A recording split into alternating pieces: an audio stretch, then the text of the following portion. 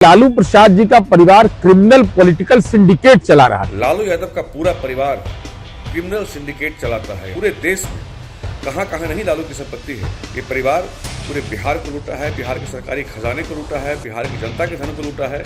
लड़ाई लड़ेंगे हम। जीते स्कूटी जीते कार। जी आपने सही सुना। लक्ष्मी ज्वेलर्स कटिहार से कृष्णा डायमंड ज्वेलरी खरीदें, लकी ड्रॉ में पार्टिसिपेट करें और कार और स्कूटी जीतने का मौका पाएं। साथ ही 25% तक की छूट पाएं सोने और चांदी के जेवर की बनाई पे और हीरे की वैल्यू पे। Lakshmi jewellers, Lakshmi complex, doctor Rajendra Prasad Path, Katihar. नमस्कार, BMW न्यूज के सभी दर्शकों को मेरा प्रणाम। बिहार में इस वक्त बेहद कड़ाके की ठंड पड़ रही है, तो सबसे पहला अनुरोध मेरा यही है कि आप सभी लोग ठंड से बचकर रहें। और पछुआ हवा चल रही है तो स्कूल भी बंद हैं बहुत सारे जगहों पर, कुछ जगहों पर खुले हैं। तो जिस जगह पर बंद है वहां पे बच्चों को ना भेजें तो ज्यादा बेहतर है, क्योंकि ठंड बड़े तो बर्दाश्त कर लेते हैं, बच्चों को परेशानी होती है। लेकिन आज मैं ठंड के ऊपर कोई टिप्पणी नहीं कर रहा। अभी जो मैं लाइव आया हूं, उस लाइव के पीछे दिल्ली का वो सीन है जब दिल्ली में मामला बिहार का है, लेकिन राउज एवेन्यू कोर्ट में जिस तरह की दलीलें हुई, जिस तरह के मामले सामने आए, उससे राबड़ी देवी के घर के दीवार हिलने लगे। नमस्कार, आप देख रहे हैं BMW न्यूज बिहार और मैं हूं आपके साथ अभिषेक। देखिए, आज राउज एवेन्यू कोर्ट में लैंड फॉर जॉब मामले में 52 लोगों को बरी कर दिया गया, लेकिन उसमें 41 लोगों को उनके ऊपर चार्जेस फ्रेम कर दिए गए। यानी कि लैंड फॉर जॉब मामले में लालू यादव और उनके परिवार के साथ साथ कई और जो आरोपी थे, ईडी और सीबीआई ने जो चार्जेस फ्रेम किए थे, वो उन पर कोर्ट ने उसको एक्सेप्ट कर लिया और चार्जेस फ्रेम कर दिए। आपको मैं बता दूं, ये मामला जो है 2004 से लेकर 9 तक का है, जब लालू यादव ने हार्वर्ड में भी अपने नाम का लोहा मनवा लिया था कि कैसे रेलवे को उन्होंने नुकसान से फायदे में पहुंचाया था। काफी तालियां भी बजी थी। जिसके बाद लालू यादव का नाम, ऐसा कोई अखबार, ऐसा कोई मीडिया नहीं थी जिन्होंने उनके बारे में खबरें प्रकाशित ना की हो। और हार्वर्ड में जिस तरह से उन्होंने प्रेजेंटेशन दिया था इंडियन रेलवे को लेकर, वो भी लोगों ने सराहा, उस पर भी खूब तालियां बजी। हालांकि विपक्ष जब एनडीए जब विपक्ष में बैठती थी तो उस समय उन्होंने काफी आलोचना भी की, बहुत सारे सवाल भी उठे। लेकिन हार्वर्ड में जो चीजें चल रही थी, इधर बिहार में पर्दे के पीछे एक खेल चल रहा था, और वो खेल था लैंड फॉर जॉब मामले में। अब ये लैंड फॉर जॉब मामला है क्या? तो लोग कहते हैं कि नौकरी के बदले में जमीन ली गई। तो ये कैसे हुआ, जरा इसको भी समझ लीजिए। देखिए, लैंड फॉर जॉब मामला ऐसा था कि आप नौकरी लो और अपनी जमीन दो। बताया जाता है कि करोड़ों की जमीन कुल 25 लाख, 30 लाख, इस तरह से 24 लाख में ली गई, जिस जमीन की कीमत करोड़ों में थी।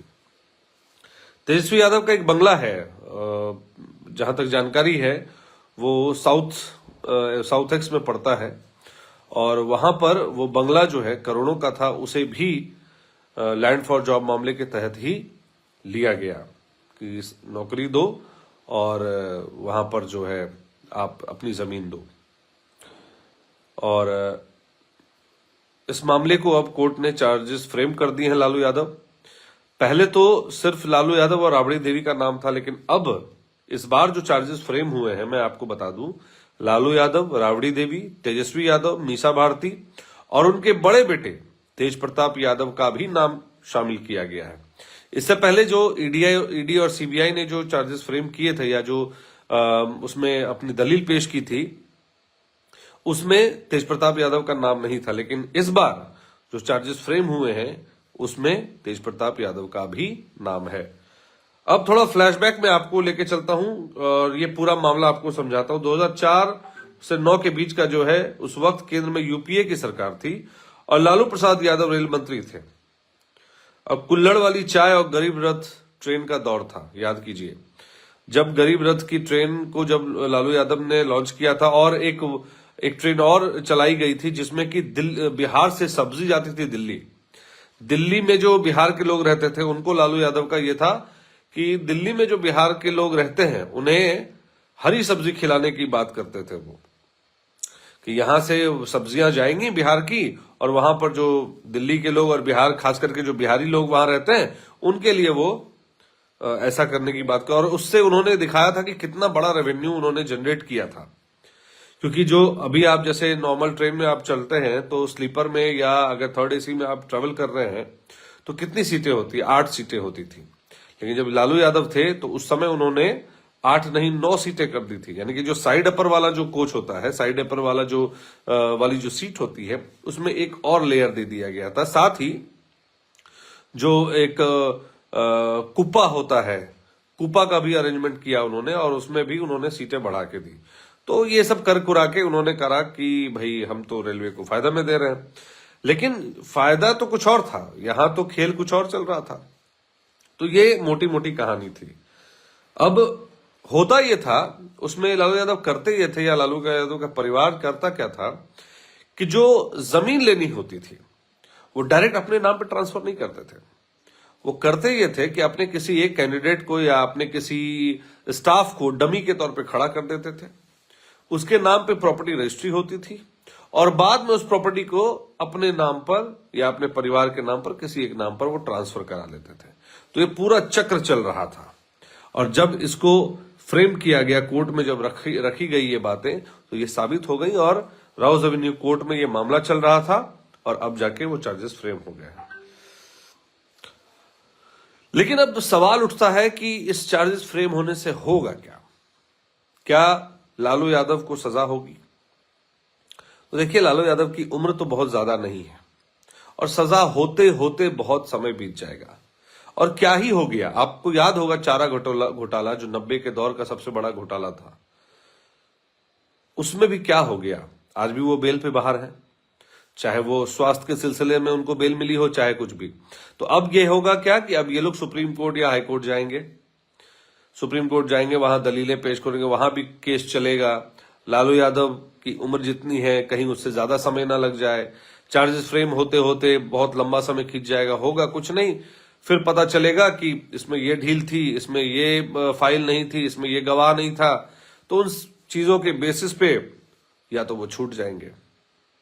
लेकिन जरा सोचिए कि आने वाले समय में बिहार की सियासत में क्या होने वाला है, इस चीज को भी समझने की जरूरत है। क्योंकि देखिए, बड़े नेताओं के लिए मैं न्यायालय पे कोई टिप्पणी नहीं कर रहा, लेकिन न्यायालय उस समय कहा जाए तो उनके हाथ बंध जाते हैं जब उनके पास सबूत नहीं होते हैं। सबूतों के अभाव में छोड़ना पड़ता है। तो सबूतों के अभाव में, क्योंकि कोर्ट में तो दलीलें, इमोशनल दलीलें एक्सेप्ट नहीं होती हैं, तो कोर्ट चाहता है कि भाई उनके पास पुख्ते सबूत हों और पुख्ते सबूतों के आधार पर ही सजा सुनवाई होती है। लेकिन जब गवाह का अभाव होता है तो छूट जाते हैं। आपने अभी हाल फिलहाल आपने देखा उन्नाव केस मामले में सिंगर साहब छूट के आ गए, हालांकि सुप्रीम कोर्ट ने उनके बेल को रिजेक्ट कर दिया क्योंकि जो जनता का इमोशन था वो कहीं हाइप पे था। तो कुछ चीजें ये भी मायने रखती है। लेकिन इसमें क्या है, किसका क्या जा रहा है? किसी की इस लैंड फॉर जॉब मामले में किसी का रेप तो हुआ नहीं, बहुत होगा तो किसी का पैसा डूबा, किसी की नौकरी जाएगी, यही होगा ना। उसमें किसी की जान तो जा नहीं रही है, तो उसमें बहुत सारा होगा कि बेल से बाहर आ जाएंगे। बड़े नेता हैं, इन लोगों के लिए तो कोर्ट भी रात में खुल जाती है, भले आम आदमी के लिए ना खुले। तो ये सारी चीजें होंगी और होगा क्या, इससे चेहरा और बड़ा हो जाएगा तेजस्वी यादव का। हालांकि तेजस्वी यादव को विपक्षी इस मामले को लेकर डाउन करने की कोशिश करेंगे, क्योंकि अब तक तो सिर्फ जंगल राज था और अब ये वाला जो चार्जेस फ्रेम हो गया लैंड फॉर जॉब मामले में, फिर पशुपालन घोटाला उनका निकलेगा। तो अब जब भी चुनाव होंगे तो इन सब चीजों को विपक्षी जो हथियार बनकर आगे चुनाव में उतरेंगे। और तेजस्वी यादव जो बिहार में A to Z की राजनीति कर रहे हैं, रोजगार और विकास की बात कर रहे हैं, उन पर ये चीजें हावी हो जाएंगी। और हावी होने से नुकसान ये होगा कि जब आप कोई चीज कहते हैं तो उसमें जो कन्विक्शन की बात होती है कि आप कितने कन्विक्शन के साथ चीजों को रखते हैं, तो जनता सवाल करेगी। आज तो आप नौकरी दे रहे हैं, फिर कल को बोलिएगा कि नौकरी दे रहे हैं तो जमीनवा दो। आपके पिताजी ने भी तो यही किया था, क्या पता आप भी यही करें। तो तेजस्वी यादव को इस चीज से निकलना बहुत मुश्किल हो जाएगा। तो एक तरह से देखा जाए तो तेजस्वी यादव के लिए बहुत बड़ा रोड ब्लॉकर है, चाहे तेजस्वी हो, मीसा भारती हो, चाहे तेज प्रताप यादव हो। इन सब के लिए ये बहुत बड़ी मुश्किल हो जाएगी, क्योंकि इनके लिए बड़ा रोड ब्लॉकर हो जाएगा।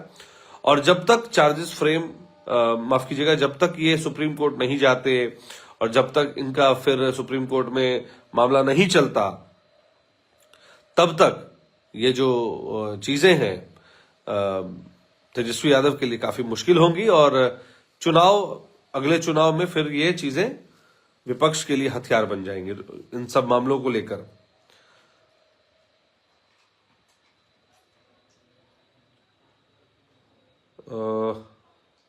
और इस मामले में जो सबसे बड़ी चीज जो कोर्ट ने टिप्पणी की है, उस टिप्पणी को भी आपको मैं बता देता हूं कि दिल्ली की राउज एवेन्यू कोर्ट ने साफ कर दिया है कि लैंड फॉर जॉब मामले में लालू परिवार पर मुकदमा चलेगा। कोर्ट ने आरोप तय कर दिए हैं और जिन नामों पर मुहर लगी है वो लिस्ट लंबी है, जिसमें सुप्रीमो लालू प्रसाद यादव, पूर्व सीएम राबड़ी देवी, बिहार के पूर्व डिप्टी सीएम और भविष्य के दावेदार तेजस्वी यादव, उसके बाद बड़े बेटे तेज प्रताप यादव का भी नाम है, साथ में बेटी मीसा भारती और हेमा यादव पर भी आरोप तय हुए हैं। और जो तल्ख टिप्पणी अदालत की है वो मैं आपको बता देता हूं। कोर्ट ने कहा है कि जमीन के बदले नौकरी का एक पूरा सिस्टम चल रहा था।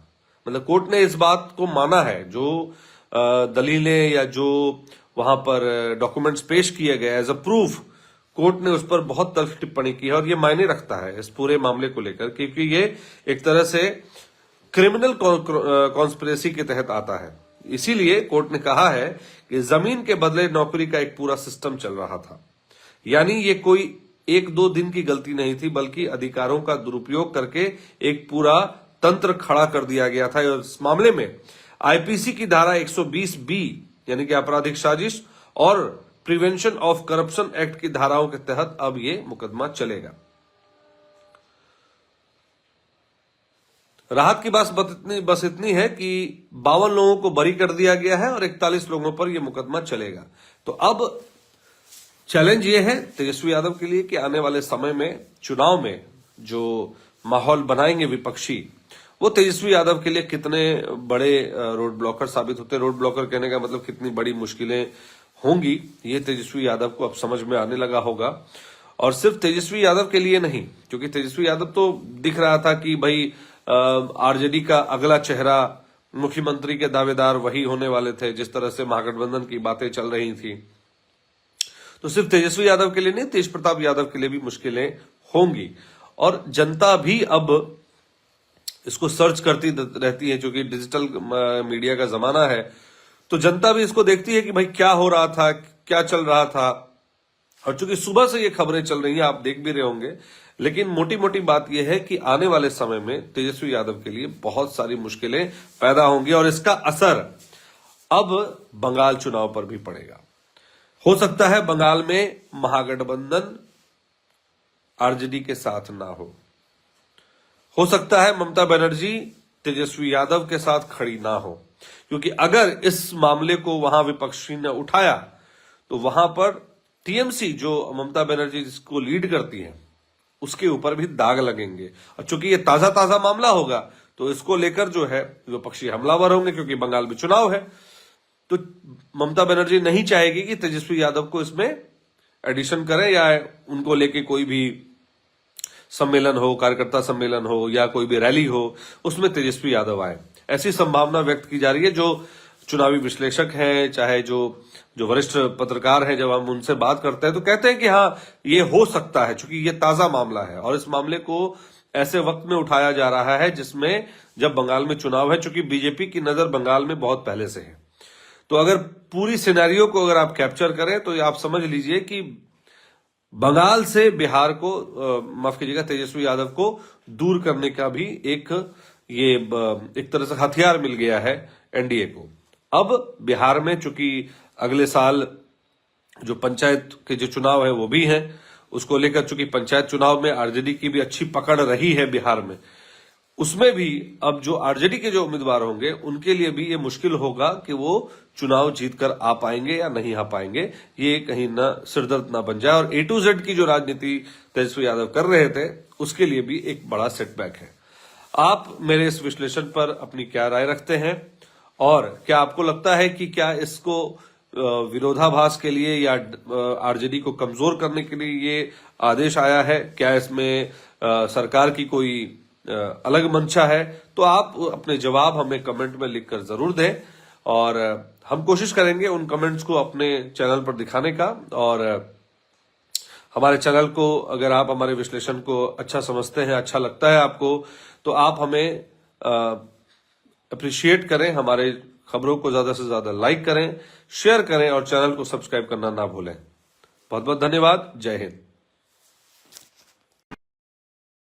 तमसो मां ज्योतिर्गमय गुरुकुल शिक्षा मंदिर संस्थान के साथ बनाए अपना भविष्य। रेगुलर और प्रोफेशनल कोर्सेज, सेकेंडरी और senior secondary courses, law, teachers training courses, pharmacy and nursing के साथ पैरामेडिकल में डायरेक्ट एडमिशन पाए। वेबसाइट विजिट करें या दिए गए नंबर पर कॉल करें। हमारा पता है गुरुकुल शिक्षा मंदिर संस्थान, कल्याण चौक, DS कॉलेज रोड, कटिहार। हमारा वीडियो अगर आपको अच्छा लगा हो तो आप हमारे वीडियो को लाइक करें, शेयर करें और हमारे चैनल को सब्सक्राइब जरूर करें।